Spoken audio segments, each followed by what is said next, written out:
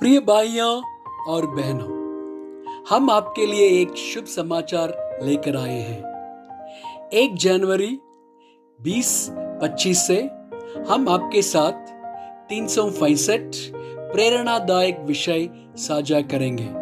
साल के हर दिन हम हर एक विषय और उसे संबंधित वचनों को पोस्ट करेंगे।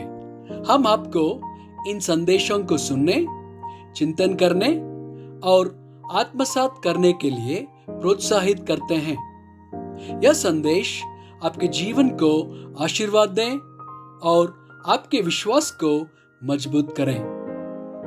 कृपया हमारे इस कार्यक्रम को सब्सक्राइब करें और इसे अपने मित्रों और परिवार के साथ साझा करें। धन्यवाद।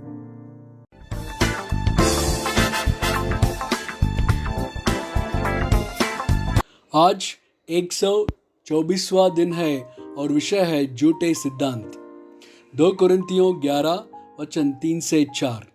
परंतु मैं डरता हूं कि जैसे सांप ने अपनी चतुराई से हव्वा को बहकाया, वैसे ही तुम्हारे मन उस सीधाई और पवित्रता से जो मसीह के साथ होनी चाहिए कहीं भ्रष्ट ना किए जाए। यदि कोई तुम्हारे पास आकर किसी दूसरे यीशु को प्रचार करे जिसका प्रचार हमने नहीं किया, या कोई और आत्मा तुम्हें मिले जो पहले न मिले था, या और कोई सुसमाचार जिसे तुमने पहले ना माना था, तो तुम्हारा सहना ठीक होता। गलातियों 1 वचन 6 से 8। मुझे आश्चर्य होता है कि जिसने तुम्हें मसीह के अनुग्रह से बुलाया, उसे तुम इतनी जल्दी फिरकर और ही प्रकार के सुसमाचार की ओर झुकने लगे। परंतु वह दूसरा सुसमाचार है ही नहीं, पर बात यह है कि कितने ऐसे हैं जो तुम्हें घबरा देते और मसीह के सुसमाचार को बिगाड़ना चाहते हैं।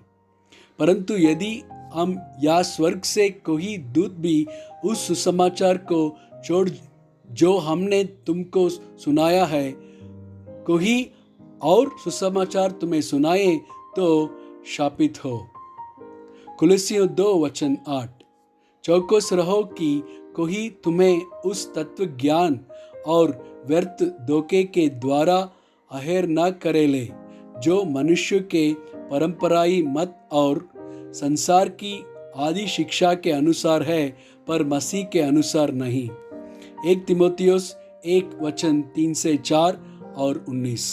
जैसे मैंने मकिदुनिया को जाते समय तुझे समझाया था कि इफिसुस में रहकर कितनों को आज्ञा दे कि और प्रकार की शिक्षा न दें, और उन ऐसे कहानियों और अनंत वंशावलियों पर मन न लगाएं जिनसे विवाद होते हैं, और परमेश्वर के उस प्रबंध के अनुसार नहीं जो विश्वास से संबंध रखता है। वैसे ही फिर भी कहता हूँ, और विश्वास और उस अच्छे विवेक को थामे रहे जिसे दूर करने के कारण कितनों का विश्वास रूपी जहाज डूब गया। 1 तीमुथियुस 4 वचन 1 से 3 और 7।